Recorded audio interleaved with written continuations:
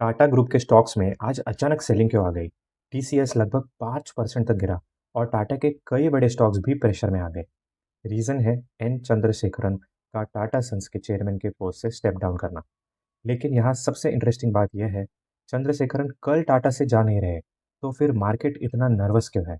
आज simple language में समझते हैं कि एक्चुअली हुआ क्या है और इन्वेस्टर्स को अब क्या वॉच करना चाहिए। एन चंद्रशेखरन ने डिसाइड किया है कि वो टाटा सन्स के चेयरमैन के लिए अपना नेक्स्ट टर्म कंटिन्यू नहीं करेंगे। उनका करंट टर्म फरवरी 2027 में एंड होगा, मतलब वो इमीडिएटली टाटा सन्स से एग्जिट नहीं कर रहे। लेकिन मार्केट के लिए प्रॉब्लम है लीडरशिप अनसर्टेनिटी। चंद्रशेखरन ने 2017 से टाटा सन्स को लीड किया है और उनके टेन्योर में टाटा ग्रुप का ओवरऑल स्केल काफ़ी बड़ा हुआ है।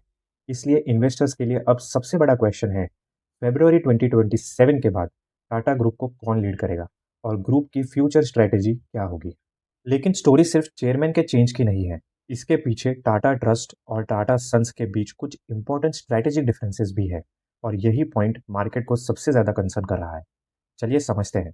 रिपोर्ट्स के अकॉर्डिंग चंद्रशेखरन के थर्ड टर्म को लेकर टाटा सन्स के बोर्ड में अर्लियर डिसएग्रीमेंट हुआ था।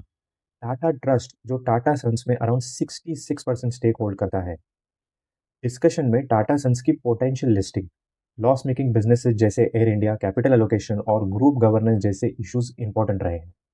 और चंद्रशेखर ने अपने डिसीजन में एसेंशियली यह पॉइंट रखा है कि लीडरशिप क्लैरिटी जरूरी है, स्पेशली जब टाटा ग्रुप के कई स्ट्रेटेजिक प्रोजेक्ट्स क्रिटिकल स्टेज पर हैं।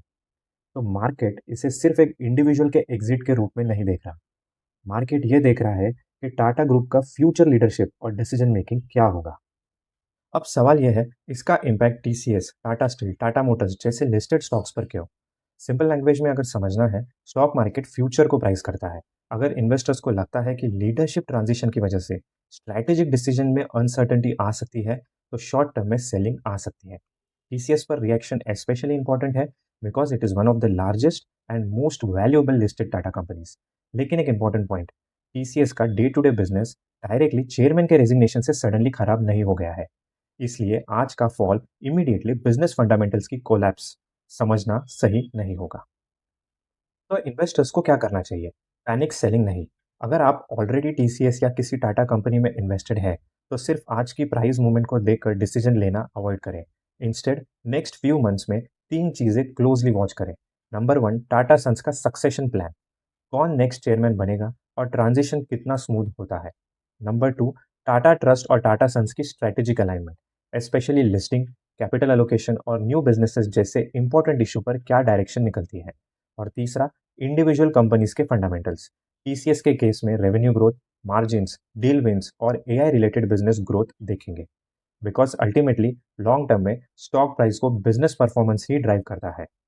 तो टाटा स्टॉक्स की आज की फॉल को सिर्फ चंद्रशेखरन रिजाइन कर गए कहकर इग्नोर भी मत कीजिए और सिर्फ इसीलिए पैनिक सेल भी मत कीजिए।